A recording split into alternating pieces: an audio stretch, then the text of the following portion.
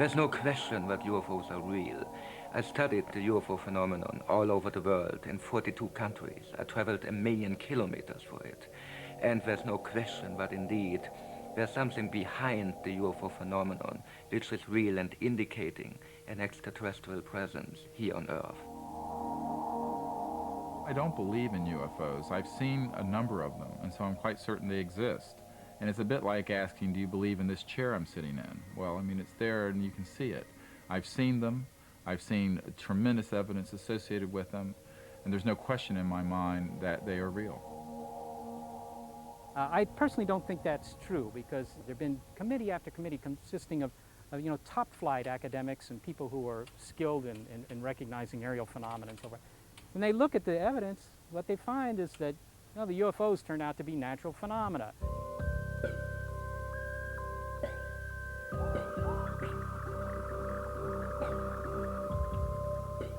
The idea that unidentified objects in the skies may be spacecraft from another world sharply divides skeptics from believers. But it's an idea that is growing in popularity worldwide.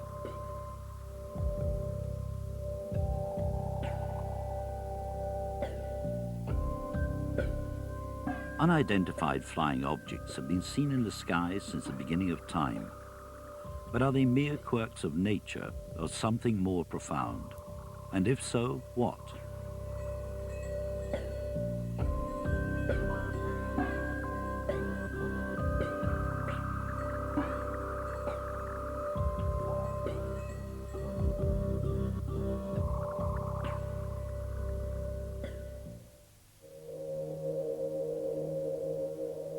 In 1947, it was claimed that an alien spacecraft crashed in the desert near the town of Roswell, New Mexico.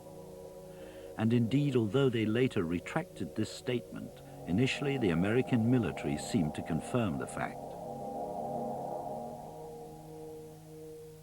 2 weeks earlier, Kenneth Arnold, a private pilot, had reported seeing disc-shaped craft in the skies ahead of him near Mount Rainier in Washington state. These two incidents triggered a belief in a phenomenon that over the last 50 years has attracted followers from all walks of life. Dr. Stephen Greer, a qualified medical doctor, is certain that UFOs are both real and extraterrestrial. He thinks he has plenty of evidence to justify a congressional hearing on the subject. There's more evidence for this subject than there is for black holes. We have over 3,500 pilot reports from a member of my team who's collected them from civilian and military people. We have 4,000 landing trace events. We have hundreds of photographs that are daylight, crystal clear. They've been analyzed, and they're not hoaxes. So far, Greer's efforts to persuade Congress have been unsuccessful. But his organization continues to groom its followers for contact with ET. The CFETI has also instituted a program of going around the world and initiating teams of observers, but beyond that, teams of people capable of interacting with these objects and with the intelligence behind these objects, which is what's really important. There's been a combination of tremendous security put around the subject, which we're familiar with, and public disinformation and ridicule, which makes the subject the laughingstock of the scientific community and others. And so I may go and meet with the deputy director of NASA, and they're extremely interested, and they know the subject is real, but they would never go and be in front of a camera talking about it because it'd be the end of their careers professionally. Here we have the most commonly observed type of UFO. It's an official US Air Force picture, and this is the disc-shaped UFO with a dome on top. Observed all of There's no doubt that the UFO phenomenon attracts more than its share of ridicule. But are photographs, however dubious, and individual eyewitness accounts too readily dismissed by skeptics? We, healthy, normal human beings, we are able to describe something we have seen accurately, and we are not the victims of delusions all the times. We can be, but we are not always. Denying the reality of UFOs means denying the value of the human testimony itself. Close to a crop circle area in Oldenburn, and we have one of these little balls of light flying. The local UFO clubs that Michael Hessman addresses are part of a growing international circuit. By far the majority here are convinced that UFOs are real and extraterrestrial in origin. Is it such an impossible idea? It is not impossible at all for people to believe that we could be visited by other civilizations, because we ourselves send UFOs to other planetary bodies. So if there was life on some other planet, they may have also done the same thing by sending things to other planetary bodies. That there is intelligent life elsewhere in the universe is no longer doubted by many of today's scientists and astronauts like Ulrich Walter. I'm convinced that in our universe there are other intelligence. However, I don't think that's true within our galaxy, in our Milky Way.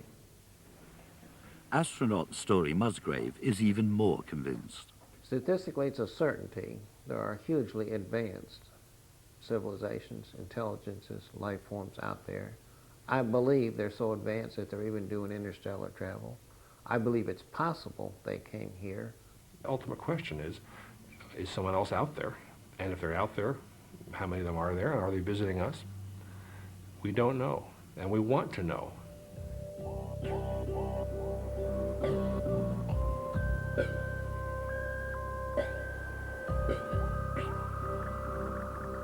What is it about the UFO phenomenon that makes it so difficult to pin down, despite reports of sightings from all over the world? Primarily, it's the nature of the evidence.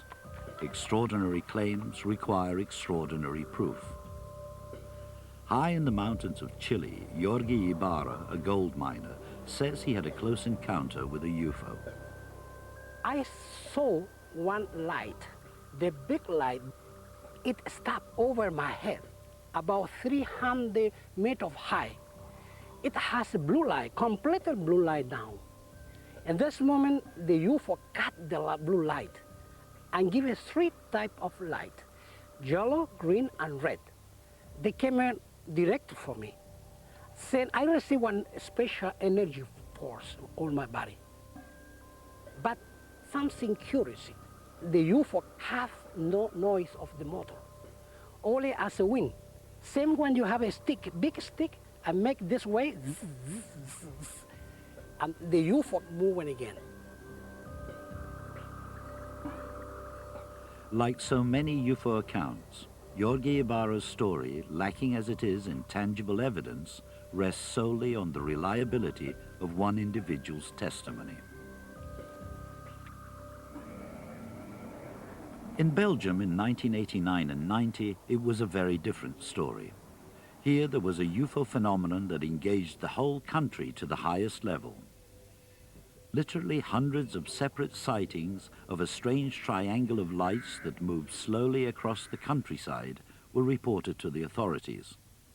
And this unidentified flying object was investigated by a number of experts. At first sight, it is very strange. Because, for example, the technical characteristics of such flying objects are very different from what we know. Professor Leon Brennig teaches at the Free University of Brussels and was one of those who looked closely at the phenomenon. I saw a lot of first-hand witnesses, had direct access to at least 800 investigations which were carefully made. All these investigations indicate that there is really a phenomenon which is unusual. All the flying characteristics are highly strange. We have a lot of observations of such triangular platform which was hovering silently without any apparent action on the air above a farm during 20 minutes. Why above a farm? What does it mean?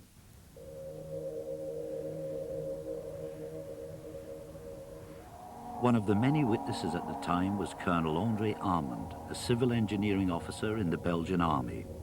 In December 1989, he was driving along this road at night when he saw 3 rectangular panels of light moving slowly across the sky. I saw the yellow panels beyond the trees there, flying till the trees there. And the yellow panels change into a white light, and this white light was coming down to me. At this moment, my wife told to me, André, come, we must go now. Because when you see such big light coming to you, that's very strange to see that. And my wife said to me, André, we are going away now. This light disappears, and I saw only 3 yellow, white, smaller lights, triangular. The center, the red light, pulsing, always pulsing. And this object was flying away very, very fast in this direction. In the following months, there were many similar sightings of a strange triangle of lights, not only in the countryside, but also hovering over the rooftops in the center of Brussels. Marcel Alfarano, a shopkeeper, managed to capture it on his camcorder.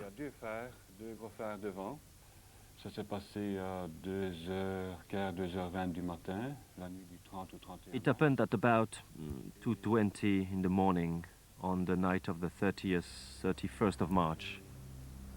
I took my camera and I went upstairs. It was at that moment that I saw in the distance 2 lights. They were bigger than car headlights, and they were slowly coming towards me. They were moving very slowly, high above the rooftops there. And as they got closer, I could see there was a 3rd light behind the other 2. They stopped over there. I realized it was not a plane. It was something bizarre, something unrecognizable. Later, some people from the government phoned me and they say I should not get too carried away. They said I should say it was a plane I had filmed.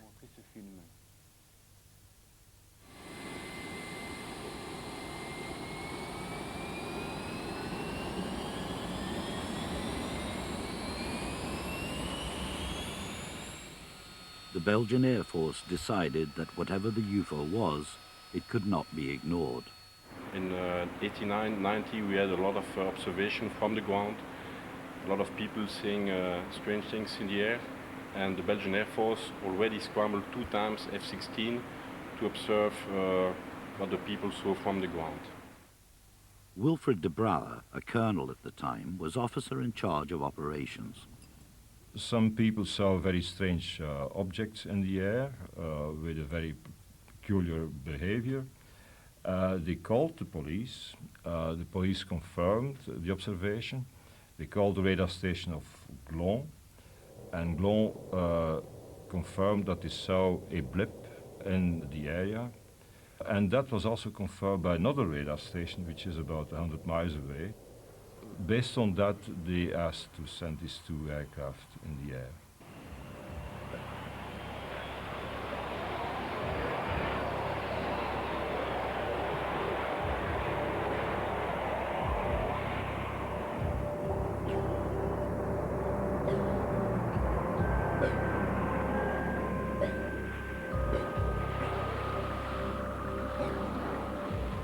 So that night we had a scramble with 2 F-16. I was one of the 2 pilots, so I was leading the pair for that mission. We had a lot of information coming from the ground, and those people could basically inform us about the exact position of the, I would say, the UFO. Ground radar observed a blip which was moving very fast from an area south of Brussels towards the east.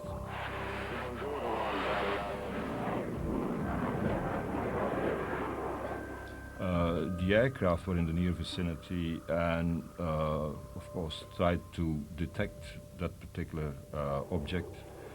And the 2 aircraft confirmed that they had a lock-on which showed the speed of 700 knots, around 700 knots. The F-16s had repeated locks onto the UFO, but as they closed in, it changed direction and speed with extraordinary maneuverability. The pilots had no doubt that the target was real. We had a different radar contact on the target, so it happens at least 3-4 times, where we could acquire a radar lock-on with the F-16, and we knew that at least 1 or 2 times we had exactly the same contact as the one which was on the screen on the ground.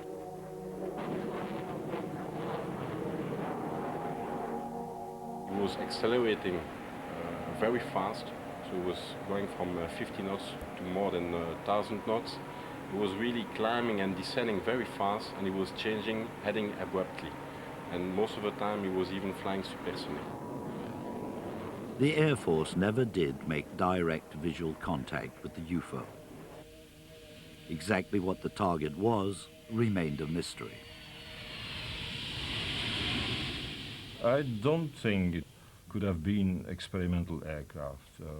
First of all, we always look to the United States. They could have been doing experiments here. I don't see why they should be doing it in Belgium in the first place. Secondly, they confirmed officially that it was not them.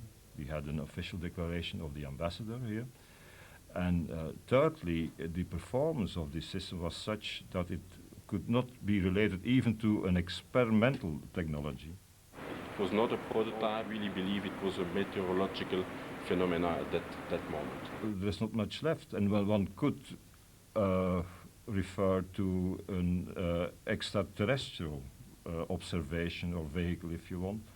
And I think that's an option which, or an assumption which should not be excluded.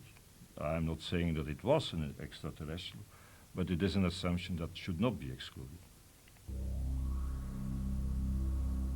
The radar tape from one of the F-16s was sent for detailed examination by experts at the Center for the Study of Electronic Warfare.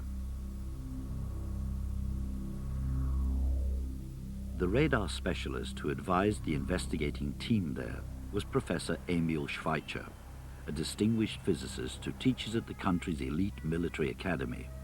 What did he make of the strange unidentified craft that the Belgian Air Force tried to intercept? That UFO could make right turns, which is impossible by our laws of mechanics, and that UFO could also change very suddenly the velocity, which is also impossible, but because it would give an infinite acceleration. Is it possible that the Air Force's unseen UFO was nothing more than a technical aberration in the radar equipment?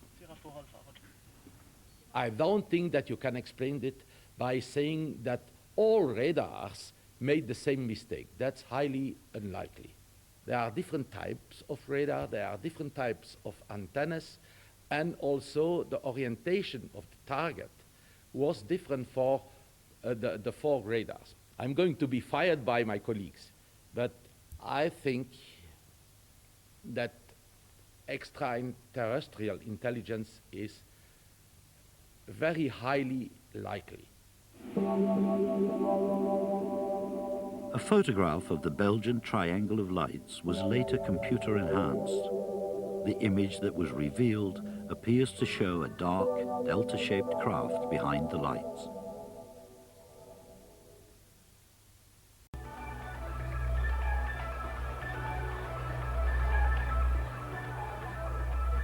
As more and more people worldwide look to the skies, so more and more UFO sightings are reported. And increasingly, an extraterrestrial interpretation is capturing the popular imagination. Mass communications have spread details of sightings around the globe, revealing, among other things, that there are recurring similarities between some UFOs of today and those of the past. This footage was taken near a military base in Montana in 1957. I I saw two silvery objects moving swiftly out of the northwest. The objects were very bright and about 10,000 feet in the air. They appeared to be of a bright, shiny metal, like polished silver. Both were the same size and were traveling at the same rate of speed, which was much slower than the jets which shot by shortly after I filmed the discs.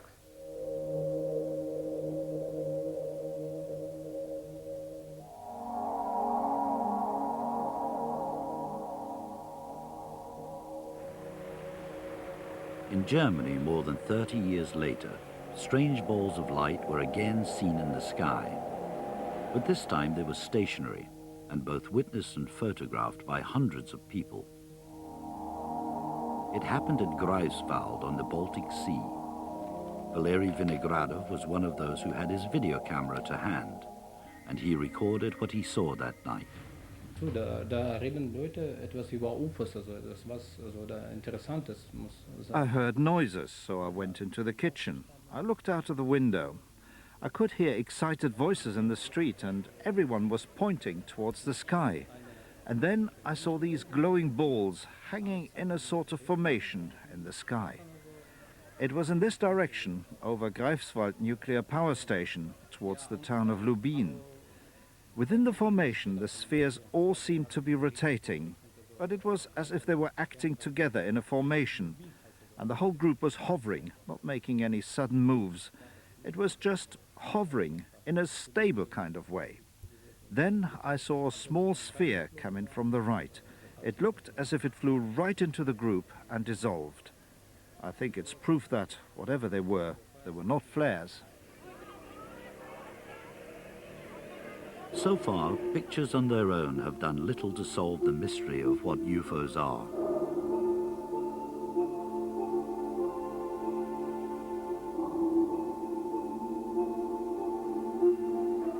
While it's true that still photographs, moving film and more recently home videos have produced an intriguing record of sightings over the past 50 years, imagery alone has failed to reveal much about the true nature of the objects we're seeing. The inevitable distant, handheld, out-of-focus pictures say little or nothing of the UFO's internal mechanism, if indeed they have one.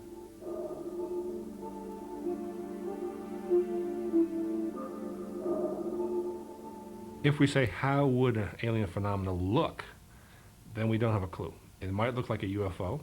It might look like an ordinary airplane because they're disguised. It might be totally invisible. We could look out there, and there could be an alien spacecraft hanging over the city of Houston. It's possible, but we're looking for evidence to prove it's so. It seems there is no stereotype for UFOs. Cigar-shaped, bowl-shaped, and saucer-shaped craft are the most common manifestations of the phenomenon. Whatever they are, UFOs by definition display characteristics that are clearly different from any known conventional craft. And that is about as much as can be deduced from visual images.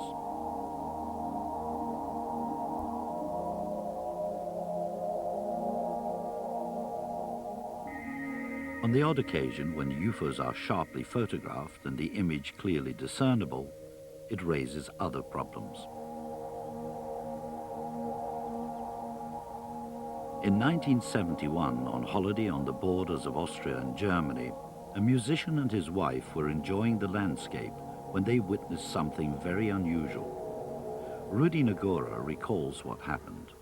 Also es war gegen die Mittagszeit, auf einmal höre ich einen Pfeifton. I heard a whistling tone that was coming from somewhere nearby. I thought somebody was playing with the radio in their car, but it wasn't the case. Then I could hear that the sound was coming from above. I looked up, and in the sky I suddenly saw a round moving object. It certainly didn't move like an aeroplane. A plane might do loops, but it doesn't suddenly stop and stand still. A helicopter could suddenly stop, but you would be able to see the movement of the rotor blades, and there were none. It stood still in the air and made a humming noise. It wasn't in one spot all the time.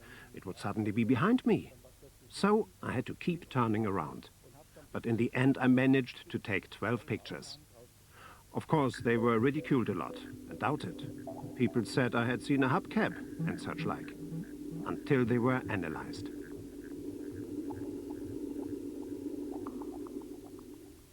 Rudy Nagora's pictures were independently examined in Germany and America, and no evidence of any trick photography was discovered. But are they evidence of an extraterrestrial craft? A close encounter through the camera lens is not proof enough.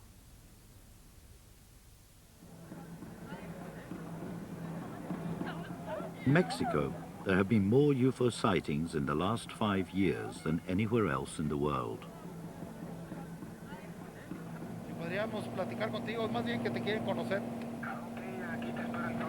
In 1994, the hills of Guadalajara were the setting for a close encounter of the second kind.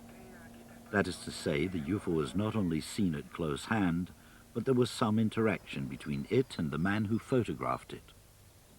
Raul Dominguez is a landowner and a businessman.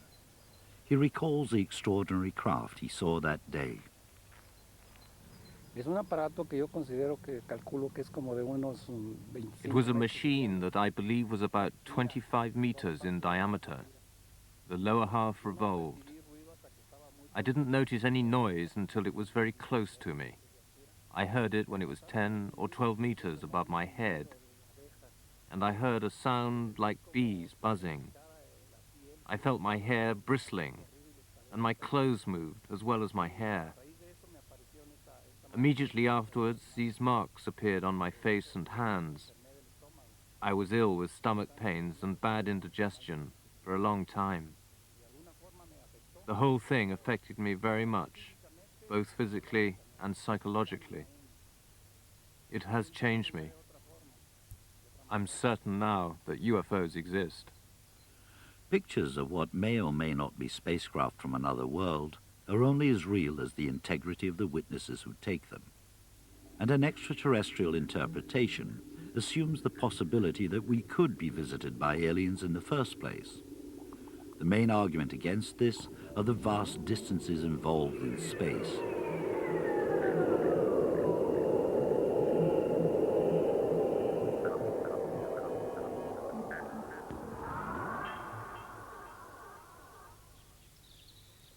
The nerve center for those scientists who believe that far out in the cosmos is the only place we'll find ET is here at Arecibo in Puerto Rico. The largest radio telescope in the world is at the disposal of SETI, the search for extraterrestrial intelligence. I really do think that the aliens are out there. I don't think they're here. The reason for that is simply the lack of credible evidence, in my opinion. I mean, it's very hard to travel from one star to the next, despite what you see in the movies and on television. It's not just a matter of calling up the engine room and telling Scotty to put the pedal to the metal. SETI was originally funded by NASA, and they've searched for signs of extraterrestrial intelligence for more than 20 years. The space agency no longer invests in their experiment, and there are those who argue it's because NASA already knows that ET is here. Observing 4067? No, 4061. 4061. It didn't choose out. It's a view that SETI's astronomers reject out of hand. They're convinced that the first contact with ET will be a radio signal that shows up on this screen. Yeah, people often ask, have you had any close calls? Are you close to success? Well, that isn't the way this works. It's kind of what you might call a one-bit experiment. In other words, it's either yes or no. And so far, the answer is no. It's sort of like Chris Columbus, you know, until he sights land, all he's seen is water, and that's our situation. ET's in there. So far, all signals received have turned out to be false alarms. So is it worth continuing the search?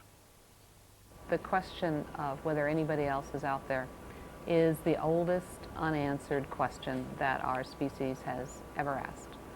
And personally, I wouldn't work on a project that I didn't think had a chance of success. Well, I certainly believe that the aliens are out there. I mean, I have personally no doubt about that. Obviously, there's no proof. In my opinion, there's no proof of that yet. But the reason that I think that it's got to be true is primarily just the vastness of the cosmos. I mean, there are 500 billion stars in our galaxy. There are 50 billion other galaxies, each with a 500 billion stars. That's a lot of real estate. And it would be bizarre in the extreme to think that this is the only bit of real estate where anything interesting is happening. The founding father of SETI, Professor Frank Drake, devised an equation that estimates the universe to be teeming with intelligent life. So if ET is out there and could have reached us, then surely those who deal with space travel are most likely to have seen some signs. Dr. Farouk El-Baz, a geologist, now works at Boston University. For 6 years, he was a senior member of NASA's legendary Apollo program.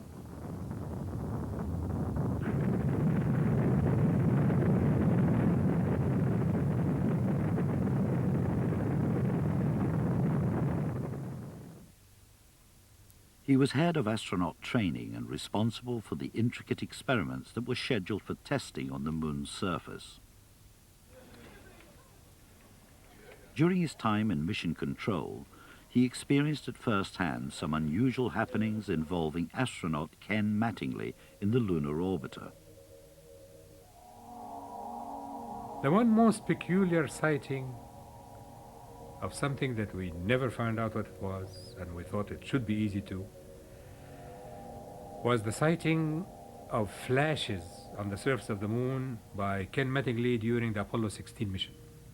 One of the objectives of that Apollo 16 mission was to see how much can we see and photograph in the part of the moon that is not lit by the sun, but by Earth shine. The first time Ken Mattingly began to do this, he said something like, "I'll be damned, I just saw a flash." And we said, "What flash?" So he said, "I just saw a light flash on the surface of the moon. Something on the moon flashed." As he came around the next time and we said, "Now be careful with this thing and look again and mark your time when you see it so we know exactly when it happens, because we want to tie this to whatever is happening in the landing site." One of NASA's experiments on the moon involved highly sensitive seismometers that, among other things, could detect the impact of incoming meteors. If Mattingly's flashes appeared again, the instruments would surely record the impact of a meteor, the most likely explanation for his sighting. And so, on the next lunar orbit, Ken Mattingly was briefed to look out for flashes and report what he saw. He said, "Okay." And he did that, and he saw 2 flashes this time, and that one orbit, not one. So we picked up the exact times, and we took these to our colleagues, the ones that had the seismometers. But at that time, there was absolutely no evidence of anything hitting the moon at these hours, because it would have been picked up for it. There is absolutely no explanation. And that remained a complete mystery. Of course, at this time, the Russians had an unmanned presence on the moon. Nevertheless, there are unexplained pictures. This one shows a shadow racing across the moon's surface. And here, a flash appears from a crater as an unidentified object passes overhead.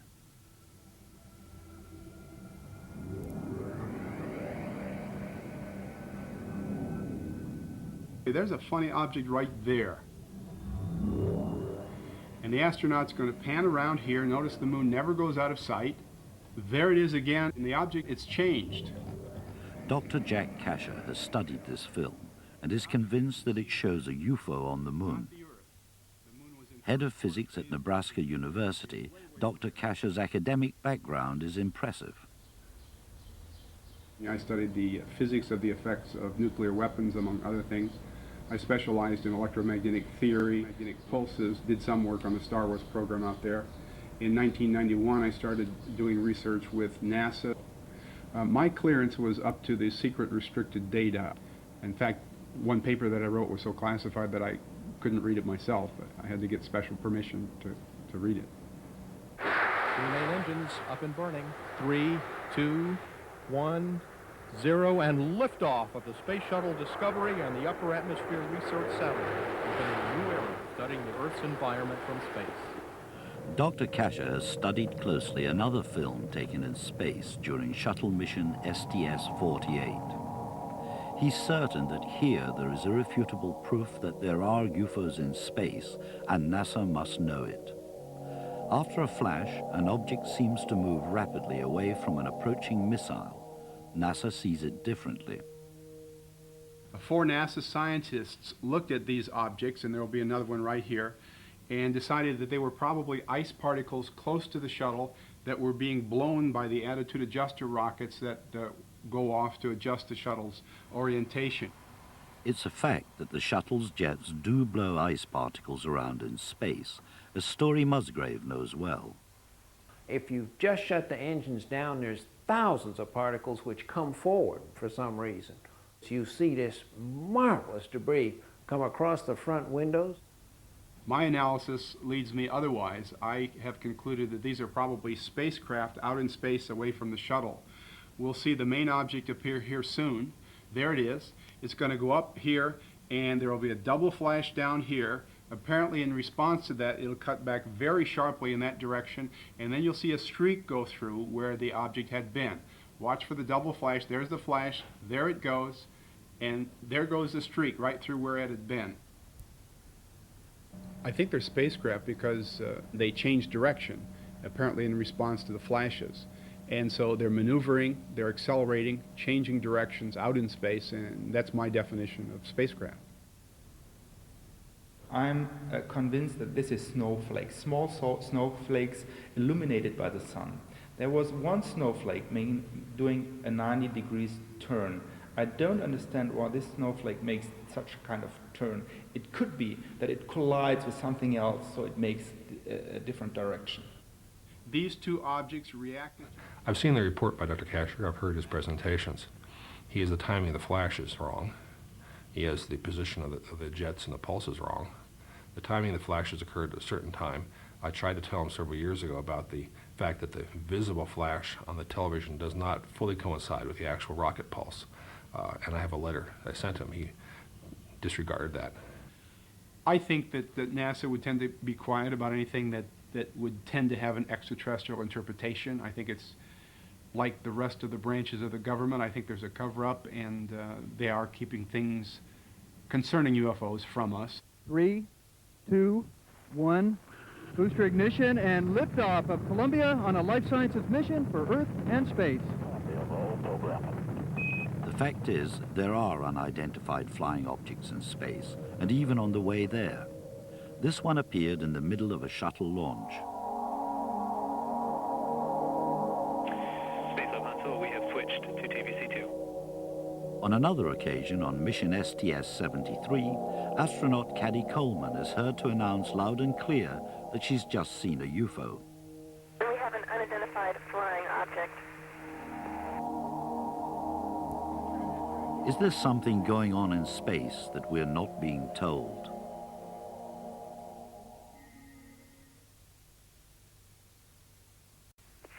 Yeah, it's the top one in Bay 6.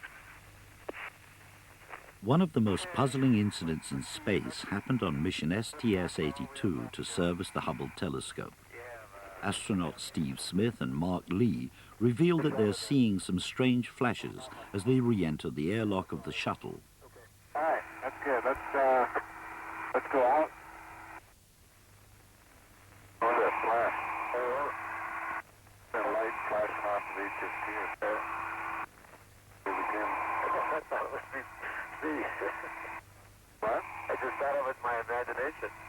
Yeah, I saw it too, so it's not. There was 2 of them.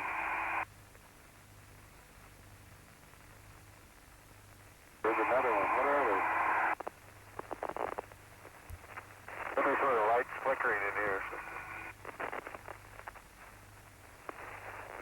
Maybe they're taking pictures.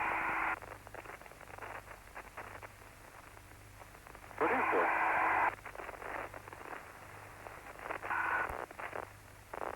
Is this thing passing in front of the...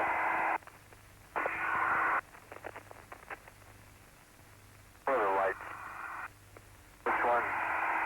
Oh, no, I was guessing that one for a second, but I had that one the whole time. Yeah, I was looking at that one too.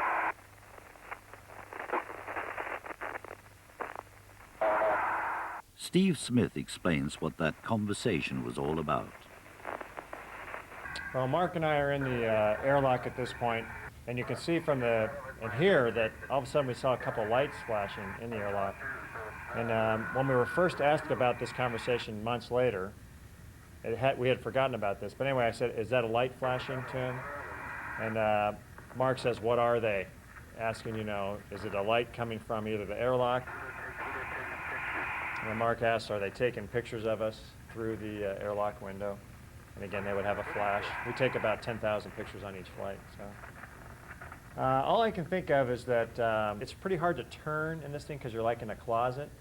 And we couldn't tell what light it was, so I think Mark probably had turned to a certain point, and then he said, "Oh, there's the one in front of me," or something. I was just at that one for a second, but I had that one the whole time. I was looking at that one. And I don't know what that is. I've never heard the word valence or surveillance used.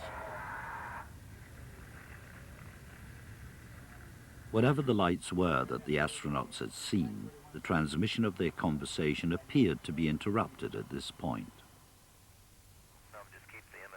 Is NASA keeping something from us? And I guess we'd like to keep the LGAPC on. Good job on that. Everything we say is basically broadcast to anybody who's listening.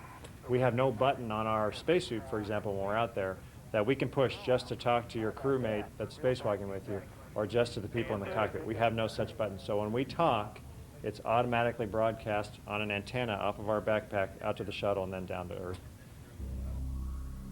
The Americans are not the only ones in space. The Mir space station has allowed Russian cosmonauts to break the records for the length of time spent in space. During a docking with Mir, cosmonaut Musa Manarov filmed an unidentified object that passed by.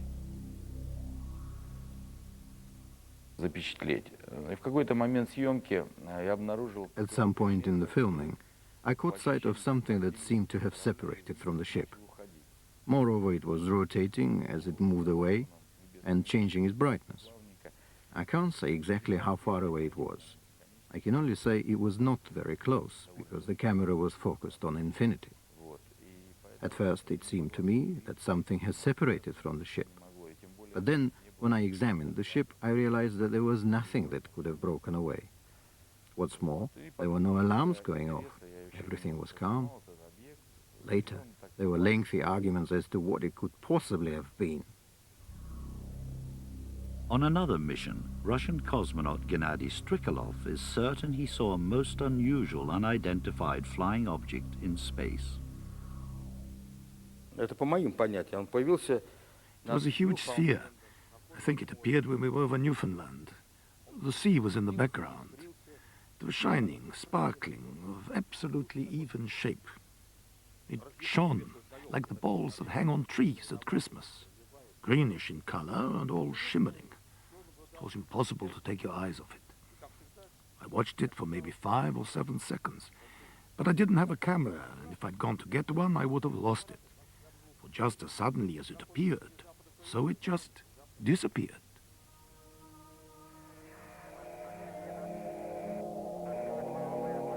It's not difficult to misinterpret objects in space. This mysteriously floating sphere is actually a recently developed remote camera called AirCam.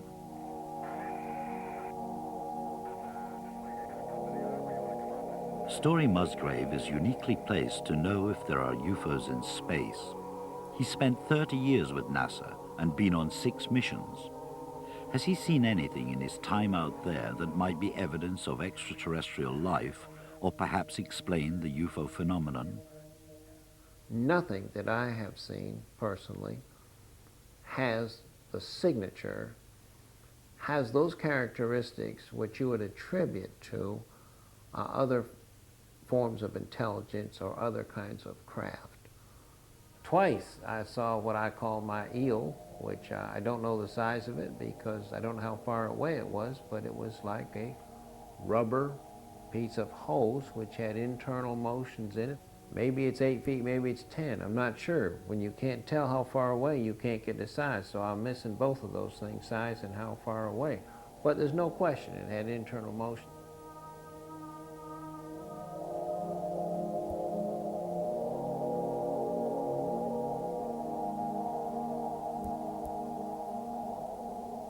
Story Musgrave is open to the idea of alien civilizations, but is adamant that he has never found any proof on any of his shuttle missions. The new frontiers of space are providing pictures that serve only to fuel the UFO controversy. In this footage taken from shuttle mission STS-80, the camera's pointing back at Earth. There are many features that are known here. Flashes of lightning from tropical thunderstorms, the city lights of Denver, Colorado, meteors, satellites, and some 8,000 pieces of space debris. But still there are some objects that remain a mystery, like this strange shape that appears unexpectedly from the Earth's atmosphere. Is it a UFO? What do the experts make of it?